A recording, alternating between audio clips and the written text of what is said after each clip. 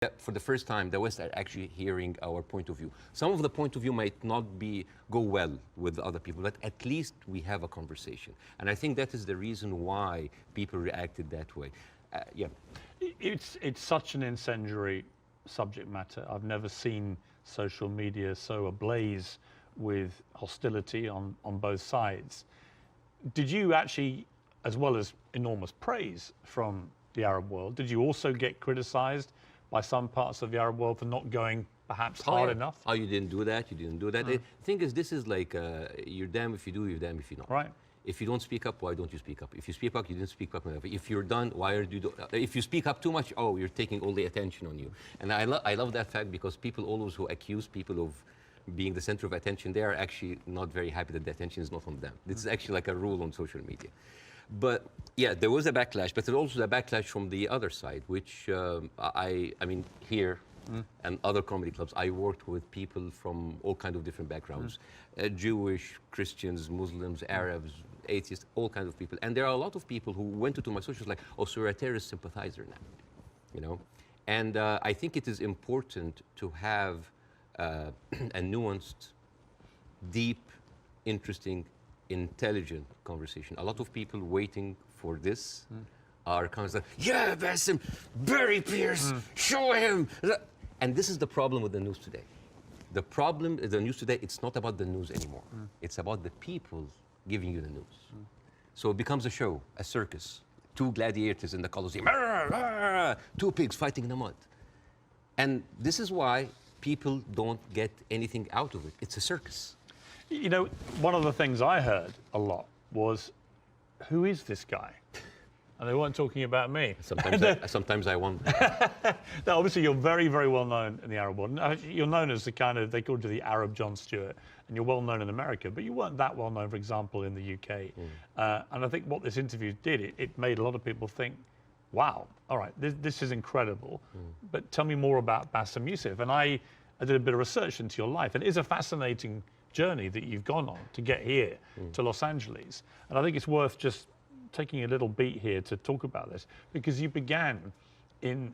So, you know, it's interesting. By mistake. Now, this time I'm ready for you, okay? This time I'm ready for the humor. Oh, you're ready, okay. No, but it's interesting, because last time I was very taken aback. And I remember thinking, as you were doing this right off the top, I remember feeling very uncomfortable, unusually uncomfortable, and thinking I didn't know how to react to that. I didn't know whether I was supposed to laugh or be silent, and I sort of ended up sort of slightly grimacing, half laugh and listening.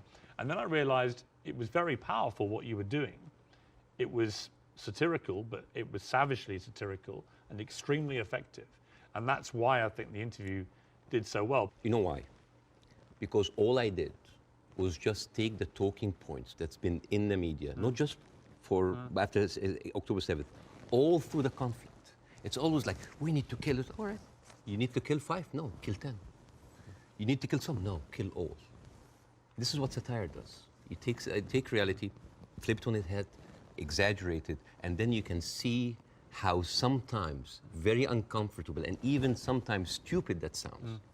Because I was just reacting to whatever the media is telling me. It's like, oh yeah, okay, do it. There's no pushback.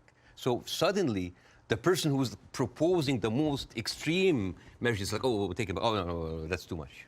So that was like a very simple technique. I just took the talking point and just exaggerated it. It was devastatingly effective, I thought. Yeah. First, before we go any further, how is your wife's family? Because she is half Palestinian. Yeah. Are they okay? They're good. They're good. They are safe for now. Yeah. And as like the last week, there was no internet, as you have. Yes. You know, I saw you tweet at the IDF. It's like, how can they know? You know how many views that tweet's had? Nearly 40 million. Yeah. Me just saying, how are they going to see this message if you've cut the internet off? Yeah. I'm wondering if the IDF's like, why aren't the Palestinians liking my tweet? Because they don't see it. Right. No, but I thought that was a perfectly correct assessment of it. Yeah. But the reaction to that tweet I did was enormous, as everything is in this thing. And I had a lot of people say, finally, Piers, you get it, right? Finally, you get it. And I wanted to say, listen, I'm trying to reach a place where I get this, but it's an incredibly complicated issue for someone who is not Arabic or Jewish to poke their head into. And I've had to cover it as a journalist for a long, long time. See how degrading this is. And this is the way to shut down conversation. Anti-Semite, Islamophobe, you hate America, you hate the military, you hate Egypt, war on Christmas. This is how you shut an environment that does not allow disagreement is not an environment made for growth. It's an environment made for control. Let me ask you this. Say, take the student protests in America, at universities.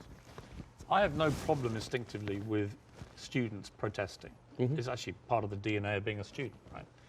But I do have a problem with two things. One, the protests that happened almost immediately after October the 7th, within hours, which were clearly, deeply, deliberately inflammatory and hurtful to Jewish people. Secondly, I have a real problem with the students who were beaming direct pro-Hamas slogans onto buildings on campuses in America. You know, I'm all for free speech, and I really am. The whole show is predicated on that. But not to the point where you see Jewish students barricaded into libraries because a mob is descending on them. There is a distinction to me between people who are obviously overtly, I mean, there was a professor at Cornell University who was literally seen in public shouting how exhilarated he felt by the attacks of October the 7th. He still hasn't been fired, that guy. I think that crosses a line. Do you? Yeah, I do not like this way. I mean, I can understand why, but I don't condone it. I would never, because you have to understand these people, again, I'm not supporting them. I just want to make sure about two things. The reason that I started with anti-Semitism, because I wanted to make sure to clear any confusion that when I speak about Israel, I'm speaking about Israel. Yes. When I'm speaking about Jewish people, I'm speaking about Jewish people. Yes. When I speak about Zionists, I'm speaking about Zionists. It was very, because I think it was very powerful that you did that. Yeah, I have to be careful. That's the first thing you did, because I think it's really important. Yeah, but at the same time, when I tell you why does that happen, it doesn't mean that I condone it. There's a difference between explanation and justification. Those people who are exhilarated, the way that they see, this is the same reason why people were so happy about the interview. What do they see? They see Israel as a criminal state who is killing their people, and in the same time, they are supported by the international community in America. They have no guns, they have no superpower backing them. All they have is just feeling of happiness, like, yes, our enemy is bombing Gaza as usual, and the Israelis in the Sderot, the kibbutz or the settlement, they went on a hill and they had popcorn and they had drinks and they were like watching the show and they were cheering with every rocket coming down. This is what we see. Western people didn't see that. Well, somebody found a tweet actually of mine from 2014 in which I said, at what point does what Israel is currently doing to the Palestinian people become terrorism? And because I've always said, you know, I've spoken about this a lot over the years, and I've always tried to be extremely fair-minded, albeit nobody really wants you to be fair-minded. They want you to take a side. But that was clear that my thinking back then was that they were absolutely overstepping the mark. Absolutely. But again, to the point of rejoicing. No, I know what you mean. Yeah, but like if you, for example, Google the wedding of hate. This is like a Jewish wedding in Israel where they were celebrating the arsons and the burning of Palestinians. But to be clear, I've seen lots of videos. No, but like, I'm not talking to you, Piers. No, I know. I'm talking to the Western audience because I want to see, like, I want to say, like, this is what they see. I mean, for example, there is a very famous video for Samer Abu Za'anin, who is like a young kid that he was shot point blank by an Israeli soldier, and he was not allowed to have any medical attention. And as his dead body was being put into the ambulance, the Jewish settlers were cheering. So for an Arab audience, this is what we see every day. So when they see, oh, we heard them back, we heard their people like they heard back, it is not right. But this is what hate does. It escalates, it feeds each other. Radicalism feeds it. It is terrible, and it is just like a vicious circle. So I would like to do something that is very interesting tonight. I want, when I invited Jon Stewart to my show, as much of like a reception that if you see on the YouTube, people just like, we had to cut the 5-minute standing ovation for broadcast. People were on their feet for 5 minutes. They could not believe it. I remember Jon Stewart telling me I could never imagine that a Jewish guy from New Jersey would have that kind of reception in Cairo. And yet, on the internet, people who were, what? You brought a Jew on your show? Why you are with a Jew? Yes, hate is there. And I want to do something very interesting today. I want to give, I like telling stories. And I'm going to tell you a very nice story. Tell away. This is the story, surprise, surprise, of the suffering and the plight of the Jewish people. And I want to say that because it is very interesting when you see the trauma and the suffering that the people on the other side went through, you might understand why they're coming. So this is, see this? This is a map of all of the history of the expulsion of the Jews in Europe. They've been like, I have never seen a minority being kicked around this much, right? And of course, this comes back to the, the whole idea about the original sin, that you have betrayed Jesus Christ. The blood of Jesus is on your hand. And then comes the 11th century. At that time, Jewish people were not allowed to own land. They were just peasants. Even some of the professions they were not even allowed to participate in. But they were allowed to do one thing, usury, money lending, because it was prohibited by the Catholic Church to engage into that. So what happens when you work in money? You get richer, right? And those Jews lived in ghettos. Now, ghettos was not just like isolated neighborhoods in cities. Sometimes ghettos were outside the cities. This is like how isolated they were. And in those ghettos, they have to pay gold to the mayor or the governor or the prince or the noble. So they would see, you're getting richer. I need more taxes. So they pay tax. What happens when you have a business and they increase your rent? You increase your service, increase the taxes. So what happened? The Christians started to default. And suddenly, the image of the greedy Jew was created. Shylock, merchant of Venice. This was the kind of oppression that the Jewish people went through. Fast forward 19th century, there was like the Eastern Jew in Ukraine and Russia, and there was the Western Jews in Europe. Those people in the Eastern Jews had to immigrate because there were pogroms and they were like, kicked out. And at a certain point, the people in the West, especially in England, it's like, there are too many Jews. We need a solution. A solution for what? For the Jewish problem. So it's like we need to get rid of them. And you know what? Palestine was not even in the A list. Palestine was in the B list because England proposed 6,000 square miles in Uganda for the Jews, 1903. And the reason why Palestine was not on the list, that it was objected by a lot of rabbis that said, like, it's a promised land, but only when the Messiah comes. But there were other options, Argentina, South Africa, Uganda, Madagascar. And eventually, they said, all right, let's do Palestine. So they went to Palestine in 1914. There was 700,000 people living in Palestine, 3% were Jewish. 1917, Balfour Declaration. Arthur Balfour, he called the Jewish people in England that they are alien and hostile race. And the thing is, the only Jewish member of the parliament, of the English parliament, Lord Montenegro, he objects, like, these are British citizens, we should not kick them out. So they pushed them, but it was not going fast enough. Came the Nazis. And then it was not about the solution anymore. It was the end losing, the final solution by Hitler, because he needed an answer for the Jewish question, die Judifrage. And then, as you see, the Holocaust happened, the most orchestrated, industrialized, horrible genocide in our modern time. 6 million Jews died. So it accelerated, and they went. First of all, they left Eastern Europe, and they went to West Europe, and they went to America, and they were turned down, and they were pushed towards Palestine. So by 1948, right before the declaration of the State of Israel, there were 2 million people living there. Only 30% of them was Jews. So the whole idea of like a land without a people to a people without a land was a marketing thing. They were already Palestinians. So suddenly, overnight, 1948, there were 1.5 million Palestinians. Half of them, 3/4 of them were overnight pushed into refugees. Yeah. And this is why it's called the Nakba, the catastrophe. So now we have all of this building up into the minds. And suddenly this was like a conflict, a hate, a problem that we didn't have to do anything with. This was basically pushed on us by the Europeans. You see? So this is why it is important to say that. And I'm not saying that just like, let's wipe out the State of Israel, let's like push them in the sea. No, but it's important when you talk about the conflict, that you talk about the root causes, right? No, there was like a vibrant Palestinian culture happening over there. And right now they are erasing this culture. Suddenly I'm thinking of like Israeli feta cheese, Israeli hummus. Oh, that's an insult. Israeli hummus. Come on. I mean, take the land, but leave the hummus, man. I mean, come on. I mean, that's not fair. You are someone who's always spoken against culture, cancel culture. Right now, a whole culture is canceled.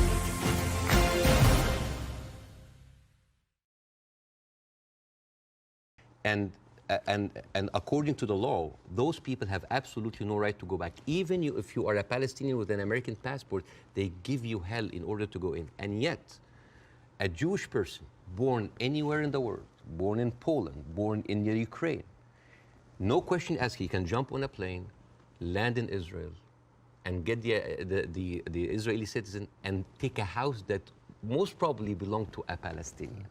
So it is not just like, it is an ongoing injustice that has been happening. Now, I mean... Where would you criticize, if you're being fair-minded, where would you criticize from 48 onwards the behavior of the Arab side?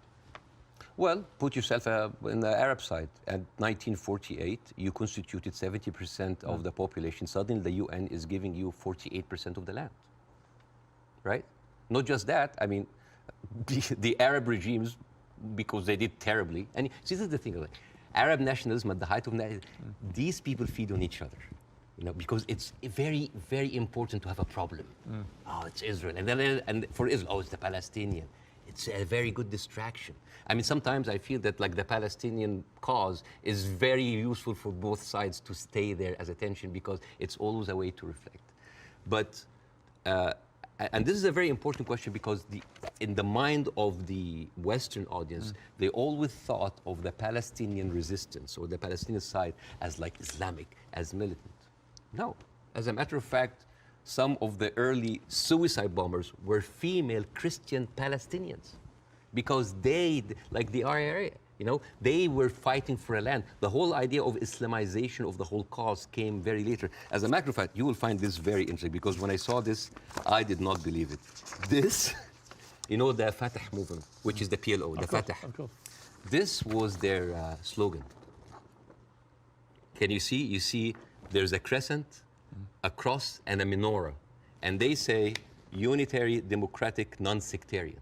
So basically in the 1960s, Fatah were basically marijuana-smoking, tree-hugger hippies. And yet that didn't work, right? And the thing is, I always hear that like Arabs were giving so many chances for peace. That is not true. As a matter of fact, all along history, Israel didn't give an inch of land by peace. 1973 war, they gave back Sinai because Egypt like initiated the war. 2006, they went out of south of Lebanon because of the resistance they have. Even the disengagement of Gaza, they didn't do it out of the goodness of their heart because they had too much casualties. And even the Oslo Accords, the peace treaty, the one that Isaac Rabin and got the Nobel Prize for, they did it because of the Intifada. So what is the message that Israel is giving to the Arabs? I will never give you anything with peaceful resolution. You will always have to fight for it. Do you not think that, for example, I mean, Bill Clinton feels this very strongly, that there was a great deal to be done, and Arafat, just in the end, having indicated the whole time that if we got to this place, there would be a deal, just walked away. That was the closest that everybody came, and that actually, I mean, could Clinton have done any more than he tried to do then? I am not, again, that's why it's very important to have people who are much more qualified than me to talk about this. But two things I can say about that. Number one, the whole thing about the Oslo Accord, there was a video for Netanyahu who was talking to the settlement offer in 2001, and he was bragging about sabotaging. He was talking to us like, I sabotage, it's like there was going to be no peace. Yeah, you've seen that, right? Yeah. And in that video, if you remember, when he was saying like you have to hit them hard, 2001, no Hamas at the time. They were talking about the Palestinian Authority. We have to hit them, we have to kill them, we have to make them feel the pain. And then one of them says like Bibi, but wouldn't America kind of just like, so what? The American public is easily manipulated. 80% are with us. It is absurd. And as a new American, where I can have the privilege of being retrospectively angry, I said like, this guy is mocking the government and the people who have been with him all the time. It's like, oh, they can be easily manipulated. They can do it. And even, by the way, even Isaac Rabin, the one who actually did the peace accord, he was known famously, said the way to actually beat those children is to break their bones, called the broken bones policy. They will like get those kids and break their bones on the pavement. So this has, the whole idea about like Israel wanted peace and Arabs only wanted to fight. The military, the war has been going on for, they have been expanding because of war, the military is taking over. So the whole idea of peace is not even there. It's not just Netanyahu. Like you have, I remember you have interviewed Naftali Bennett. Yes. And I think you tweeted that like that was like a very kind of reasonable take. Yeah. I don't think I said reasonable. No. Yeah. But like Naftali, he went after Queen Rania. And he called up shame on Queen Rania. No, I didn't say reasonable. I just said this. I did a fire emoji. Yeah. Yeah. I just said that what he was saying. Yeah. I mean, I was going to ask you about Queen Rania, and let's ask about, since you've raised it. Yeah. Because Queen Rania accused the West of a glaring double standard. She said, "This is the first time in modern history there's such human suffering, and the world is not even calling for a ceasefire. So the silence is deafening, and to many in our region, it makes the Western world complicit." Now, other people said, well, okay, if you feel that strongly, why aren't you taking in any Palestinians? Why is Egypt not taking Palestinians? Why does the Arab world want to constantly attack Israel without actually offering any place to go for the Palestinians? And what do you say to that? That is exactly what Israel wants. And that is exactly what actually starts Third War III. This is the war solution. These are Palestinians. These are their lands. And then suddenly take them. Why? So they've been basically kicked around from their homes. And now another country should take them? You see what will happen? Imagine this. Now, and because Israeli official has been talking openly about this. It's like, why don't they just go in Sinai? Why they go? You know what will happen? Those people are going to be pushed in Sinai. And with any population, 2 million people, they are living in refugee camp. What do you think will happen? Unrest. Chaos. And then after a few years, the Western media will come with their cameras like, oh, look at those Arabs. Oh, they're killing each other. Oh, Israel is good that they got rid of them. And then they will go to the West Bank. And so those 3.5 million people push into Jordan. The whole idea, why does Jordan take them? Why does Egypt take them? The same question. Europe has 44 countries. Why don't they take Israel? America has 50 states. Why don't they give them Florida? I mean, we seem to complain about Florida the whole time. Why don't they just like give Israel? The whole idea was like, oh, you're Arabs, you're all the same. No. Because what will happen then? So Israel will move into Jordan? It's like, oh, Saudi, why don't you take the Jordanian? So this is not a solution. This is not a solution. Bاسم, I hear you. I'm not taking a position either way. Let me ask you directly. But I want to say something about what Queen Radia said. Okay. The whole idea about like the West. Yeah. I think that in 3 weeks, Israel morally corrupted the West like no other. I think the West will have a lot of time to recover because for years, the West has been telling us, oh, look, we're liberal. We're all about human rights. All are equal. Adopt our values. And then suddenly, well, you don't want to even to cease. We don't want to even tell Israel to stop. And suddenly we woke up and we found McDonald's are giving free meals to the Israeli because like nothing will make you feel better after killing a bunch of Palestinian kids than a happy meal. You know?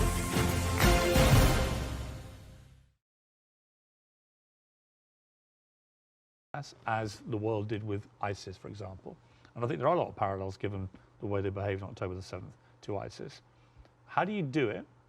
How do you do it if you don't do it the way Israel is currently trying to do it? Exactly not the way that Israel does it, because if you have one of the most advanced military powers in the world, and it takes you 3 weeks, 9,000 Palestinian civilian death, 21,000 injured. As we are talking right now, Israel just bombed Jabalia, which is a known refugee camp. This is not self-defense. You know, like one of the most questions, like, does Israel have the right to defend itself? This is a no-value question. This is a no-value question. Well, I would ask a different point. I would say not only do they have a right to defend themselves, which every country would after a terror attack, right? But they actually have a duty and responsibility to their population to try and stop that happening again to them. They've been doing... And I do understand, and I agree with that. Yeah, but here's the thing. If it takes you all of that time, all of these civilians, to take out a few hundred guerrilla fighters... We don't know how many of the people who died... We don't know. It doesn't matter. Yeah, but Bاسم, you don't know and I don't know. We don't know, but right? like... We don't even know if the casualty numbers are correct because they're all coming from Hamas. And we should, and we should believe Israel? No, not necessarily, no. No, I don't believe either side. But here's my problem with But here's Israel. my point. I don't think we should assume that we know these statistics are correct. I don't think we should assume we know exactly how many children are being killed. We do know a lot have been killed, so the moral argument remains the same. But we don't know how many Hamas terrorists have been killed in the last 3 weeks. We just don't know, do we? So basically, we're dealing with a very incompetent military force that has been sucking America dry for years, and then they cannot do the job. But how else do they get rid of Hamas? Not like that. How do they do it? I don't know, but not like that, because they've been trying. But you've got to have another. They have. First of all, I'm not a military expert. Second of all, understand. Second of all, they've been trying the same thing for years. They go in. This is not an eye for an eye anymore. This is an eye, a limb, a life, a house, a neighborhood, a whole population for an eye. They don't see. I mean, your friend Ben Shapiro, that you particularly despise. Oh, I love Ben Shapiro. He's very smart. Oh, yeah, but you've been very critical of him, and that's fair enough. I'm sure he would be of you. But when I asked him about proportion, he said I don't care about a proportionate response. So let's kill civilians as Hamas did this, so we are going to get rid of Hamas. But it's not in his eyes. It wasn't eye for an eye, tooth for a tooth. It was this group of terrorists did this, and we are now going to rid the world of these terrorists. And this is very important to look at things in context. When you see how Israelis talk inside their community, there was a very famous post by Uriel Elitzol. He is the speechwriter of Netanyahu. He said, "What is so horrific about understanding that the whole Palestinian people are our enemies? All of them are enemy combatants. We should kill them, kill their mother, destroy their homes, the homes that they raised those snakes, so no snakes will be raised in this house anymore." And this was reposted by Ali Chaket, which is the Minister of, wait for it, Justice. It's not about Hamas anymore. It is not about Hamas. They can tell you it's about Hamas, but it's not about. It is basically. They have said it many times, Beirs. This is a way to kind of push them into Sinai. This is not about eradicating Hamas. This ship has sailed. I am sorry, but anybody who still believes that this is about Hamas is stupid, because See, I don't agree with that. Really? No, because I think. But why they're? I tell you what I don't agree. There are like 100 people. I think any country Bank. that suffered the kind of terror attack that Israel suffered, with the kind of death toll that occurred that day, 1,500 plus people, grandmothers, kids, young women being raped, kidnapped, beheaded, it's been reported, and so on. Well, you can raise an eyebrow. I mean, they found a young woman's skull, right? Somehow what about the babies that were beheaded? Well, there was a report, and you and I had this discussion on air. You falsely quoted me, and I wanted to clarify that with you in person. You thought I'd said that 40 babies had been beheaded. So what did you say? I never said that. What did you say? I said it's been reported that 40 babies were killed, some of whom had been beheaded. That's what I said. Yeah. Totally different. Yeah. There's a very different. Well, it is different.